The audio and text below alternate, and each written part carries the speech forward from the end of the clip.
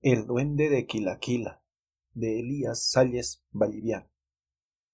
Hasta hoy son previsibles las asperezas y dificultades que ofrecen al viajero los caminos en la apartada provincia de Capaulicán, siendo antes, por lo escabroso y desiertos, objeto de heroísmo para los que transitaban por ella en largas y fatigosas peregrinaciones, teniendo que medir forzosamente sus jornadas por las postas o paraderos distantes de 8 a 10 leguas unos de otros.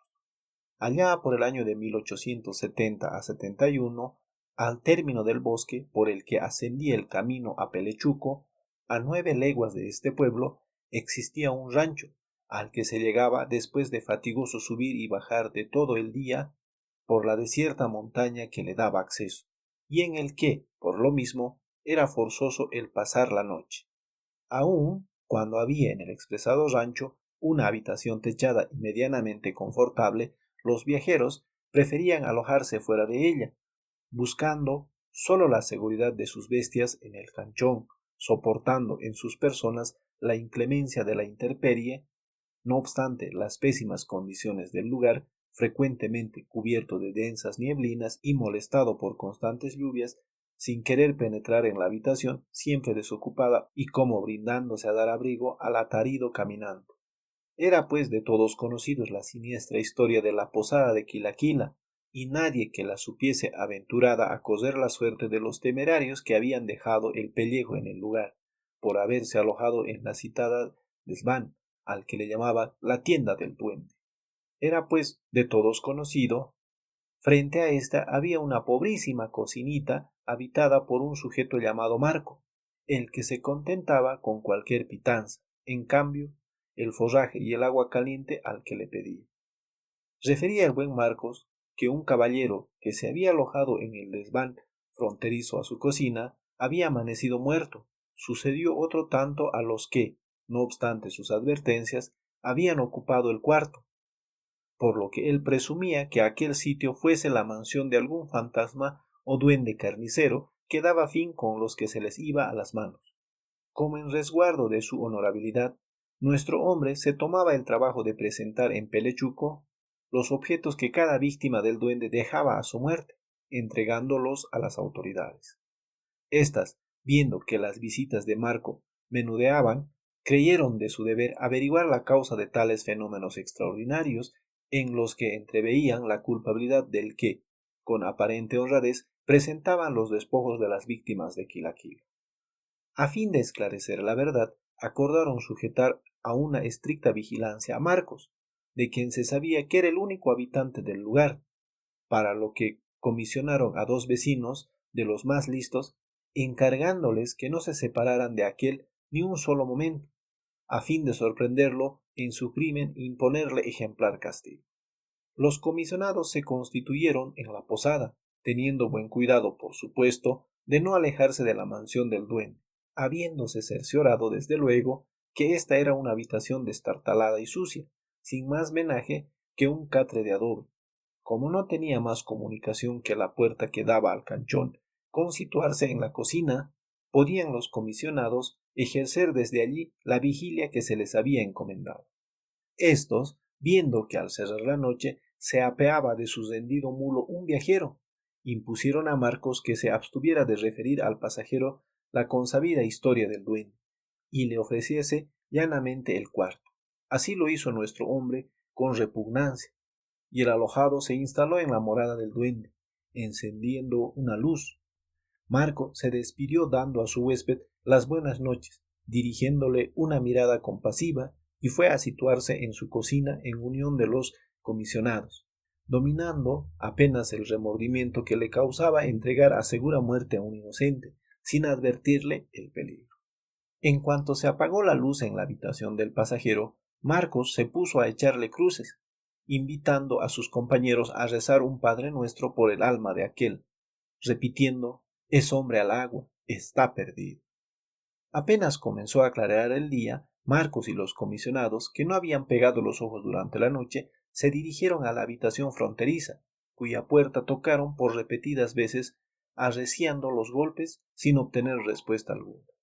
Forzaron la puerta y, precipitándose adentro, Quedaron atónitos ante el cuerpo rígido del que horas antes les hablara con tanta animación. Examinaron el cadáver en el que no encontraron lesión alguna y, con ayuda de Marcos, lo trasladaron al pueblo, donde dieron cuenta de su cometido al vecindario, el que quedó horrorizado con la relación de los comisionados, quienes concluían diciendo: juramos que ningún ser humano ha intervenido en esta muerte. La existencia del fantasma es un hecho, creer o reventar. Entre todos los que habían escuchado la relación, solo una persona se singularizaba por su incredulidad. Era el párroco, que aunque no podía explicarse el misterio, movía la cabeza en señal de duda, porque decía que en sus libros de teología no había encontrado cosa parecida a las conclusiones dadas por los comisionados. Marcos se hallaba rehabilitado ante la opinión de sus conciudadanos, de las sospechas que sobre él había recaído, y regresaba, no obstante, afligido por el remordimiento de haber consentido en sacrificar la vida de un hombre a su reputación. Por lo mismo, estaba resuelto a oponerse a todo trance a que nadie volviera a pasar la noche en la fatídica habitación. Corrían los días, cumpliendo Marcos con su propósito cuantas veces se presentaba la ocasión, cuando una tarde se apeó en la posada un extranjero, que, por lo jovial y su locuacidad, parecía ser francés de nacionalidad. A la benévola acogida de Marcos correspondió el turista con prodigalidad, exigiéndole que le proporcionase toda la comodidad posible y, como es natural, se desistió a dar crédito a las consabidas historias del duende, que cuando antes le espetó el buen Marcos, terminando por rogarle que de ningún modo se alojase en la habitación. El forastero se instaló, no obstante, en ella, hizo una cama en el poyo y sacando su revólver que colocó a la cabecera, dijo a su huésped: mire, amigo, yo no le doy crédito a las relaciones que me acaba de hacerme. Si usted o algún otro hace aquí el papel de duende para aprovecharse de los despojos de los pasajeros, sepa que le costará caro, porque este revólver, que sé manejar como primor, vengará a las víctimas de Quilaquila. Vencido con semejantes argumentos, salió Marcos de la habitación, despidiéndose hasta la eternidad del bravo turista.